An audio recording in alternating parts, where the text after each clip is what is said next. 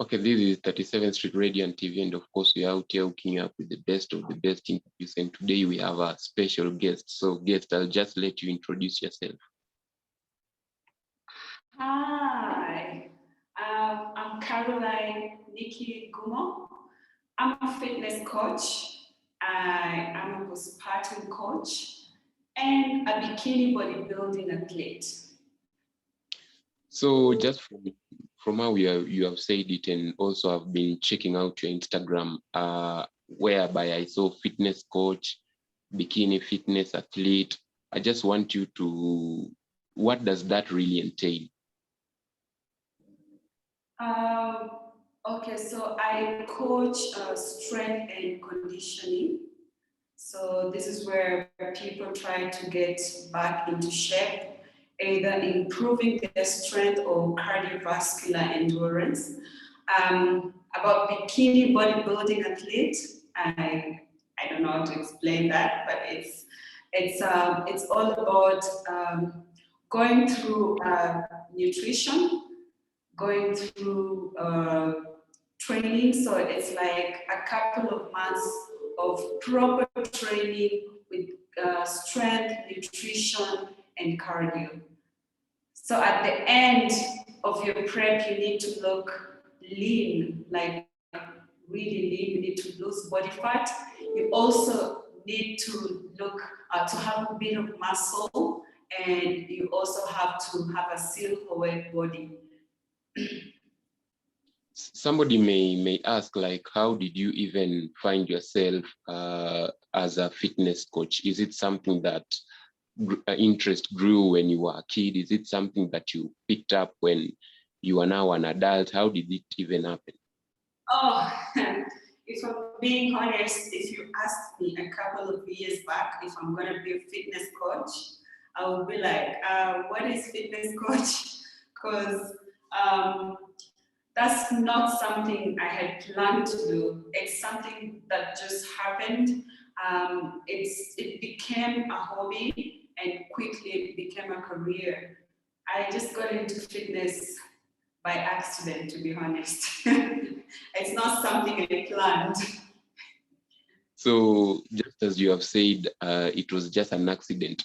I want to know, now you are now in this field, which you didn't even intend to be in the first place. So how did you now decide that, even though I'm in this field, I never thought I would be here, but I'll just continue doing it professionally now? How did you make that decision? So I once went to a gym, my first time at the gym. I was invited by a friend and I joined an aerobic class. It was very intense. A lot of girls were really working hard, and during my first 15 minutes of the workout, I fainted and I realized I wasn't healthy at all because I used to think because I was just slim and I thought, oh, because I'm slim, I'm very fit. But I couldn't even keep up with the thick girls in the studio during that day. So since that day, I was so embarrassed that I felt like I need to change. I need to do something about my fitness. So I started working out, doing cardio, doing some runs. And then I started doing strength as well. In the process of my friends were very, like they were motivated by what I was doing and they wanted to do the same. So I started teaching them, showing them what I've been doing. Before I knew it, I was getting more and more people interested. And at that time, I was doing a different job.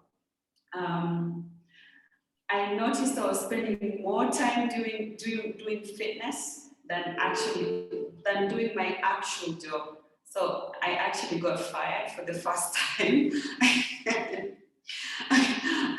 And to be honest, that was the best thing that ever happened to me because I was struggling to choose between my career and fitness. So when I got fired, I was just like, this is a wake-up call.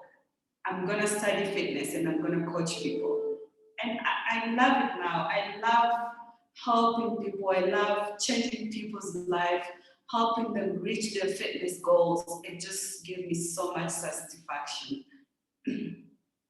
I want you, as a fitness coach, I know you have faced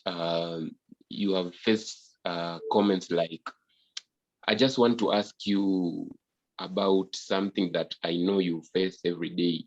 There is usually this issue of supplements. So in your line of duty, are there supplements that somebody can use? And then I also hear that they are just drugs that guys use and it is dangerous for their body. So are there drugs, and then which are dangerous? And then are there supplements that you recommend for people in order to facilitate their fitness journey? How is it? Yes, I would recommend nutrition supplements like whey protein. Whey protein is not, it's not a drug, it's filtered milk. Because in order to build muscles, you need to have a certain amount of protein in your body. You need to, like take a certain amount of protein. And in our day-to-day activity, it's really hard to hit that amount of protein. So it's easier to just have powder mixed in water and drink than eat like tons of meat or chicken. So whey protein is not a drug. We have other supplements like creatine, we have BCAAs, we have a lot of supplements, but these are just nutritional supplements. They are not drugs. I do not know much about drugs. I've heard of steroids and all of this stuff, but to be honest, I don't know much about that topic. Yeah, and then still we can talk about, you have seen, there was a story like 2 months ago. I don't know if maybe you saw it. It was published in the newspapers, and even it was on TV, whereby they were talking about Kenyans now, because of high gym membership or prescription, they have to resort to working out beside the road and even on crossing bridges. I don't know if you saw this story. So you can talk about maybe for you, how does gym subscription work maybe in your area? Are there places that guys can go and it is cheap? You can just talk about that. I'm not sure about places, but I know that gym membership ranges from, my area ranges from 5,000 to 7,000 for just a gym membership. But there are also other membership, like if you want to do group classes, which is a bit more expensive, that can range from 10,000 to 15,000, depending on your location. But yeah, around my location, that's the rates. But if a gym membership is expensive, you don't have to be inside the gym to get fit. There's a lot you can do outside of the gym. You can exercise from home, for example. You can do bodyweight exercises. There's a lot of YouTube that teaches exercises. You can find a fitness coach to write you an exercise program that you can do from home. There's a lot of ways. You can use resistance bands. You can even have a small pull-up bar at home and just do your own. Like, you don't have to go to the gym if it's too expensive. You can even go on a run. You can exercise in the fields, like just close to where I am. There's Jeffries. There's a field here where people just go and do their runs, they do their exercises, and then go back home. I mean, it doesn't have to be expensive. Use whatever you have. Actually, you can even use water bottles. Like during COVID, when the gyms were closed, that's what I used before I could buy equipment. There's a lot you can do. I hope I answered it. I'm not sure. Yeah.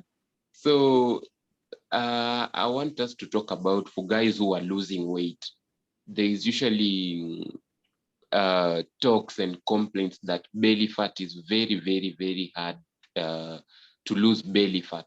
So I don't know for you, maybe if you can recommend any tricks that guys can use, or there are no tricks in terms of losing belly fat. You can just talk about that. Okay, so weight loss, there's just one problem that happens. People think that weight loss is only inside of the gym, but that's not it. That's just like 1 hour. The rest of 23 hours out of 1 hour, that's what will determine your weight loss. So we have training, which is cardio and strength. And then we have nutrition. By nutrition, what do I mean? I mean you have to be on a calorie deficit. That means the energy you take in has to be less than the one you're taking out. So usually what people do is they go to the gym, they work really hard, and then after that, that's end of story. They go home and eat as much as they want. Or they are on a yo-yo diet, where you're just like going hard on your diet and then oops, you sleep and you sleep for a couple of days. It's not just today. So by the time, even after a couple of months, you're not seeing any progress. So in order to lose weight, you need to be on a calorie deficit, meaning you're eating less than you're putting out. You need to exercise, you need to do strength training, you need to do cardio, and you need to do NEAT. NEAT is a non-exercise activity thermogenic. These are things you do outside of exercising. So, like for example, if you wake up in the morning and just decide to do your laundry or even do some gardening, that's NEAT. You're exercising without actually knowing that you're doing it, but that's part of burning calories. So if I just went to the gym and I ate, like, let's say a balanced diet, and then someone else who went to the gym, ate a balanced diet and did NEAT, that person is gonna lose more weight than me. So there's a lot involved. It's not just eating well and like moving. There's a lot involved in nutrition and weight loss. As a fitness coach, I just want to understand, have you ever experienced clients have you ever dealt with difficult clients? Yes, a lot. I have. So I don't know how do you deal with that? So usually we have to, okay, I ask you, what's your fitness goal? Okay. You want to exercise, you want to lose weight, but you're difficult. So what I don't want to say this on camera. I'm just gonna sound weird because, to be honest, when someone is too difficult, I just try to speak to them. Like I try to, get in their head just to make them understand what they are trying to achieve. And I think this is a topic I don't want to get into on camera. Okay. But yes, I meet a lot of difficult clients. At some point, I'm always like, you know what? Let's part ways. This is not going to work. Yeah. So another thing is, for guys who maybe do not like working out, or they are not open to the idea of working out, you can just talk to them on maybe educating them why maybe they should start considering working out. So it's very important to work out because workout is one way of staying healthy. When you're healthy, you will live longer. Working out helps to prevent a couple of things like health diseases, for example, high blood pressure, high cholesterol. We have all these things that you can prevent by working out, or if not preventing, at least reducing the effect of these diseases. So for example, women, when we are getting older, we go through, when you start your menopause, you start losing your bone mass. So it's very important as a woman to start doing strength training, so that when you get to that point, it's called osteoporosis. When you get to that point, you're building your muscles so that you don't end up losing your bone structure. Yeah, exercise is very important even for your mental health. Like it keeps you sharp. It helps you reduce things like anxiety and depression. It helps you become very focused. For example, if you did cardio in the morning and then went to the office, like the whole morning, you're gonna be so sharp. Your understanding of things is gonna be really good. So yeah, it's important to exercise, not just to look good. So as we are finishing up again, you can just give advice to young people who are maybe starting out. You talked about battling your work with fitness. So for guys who maybe are starting out, even in just business, they're trying out to do something, what's your advice that you can give them?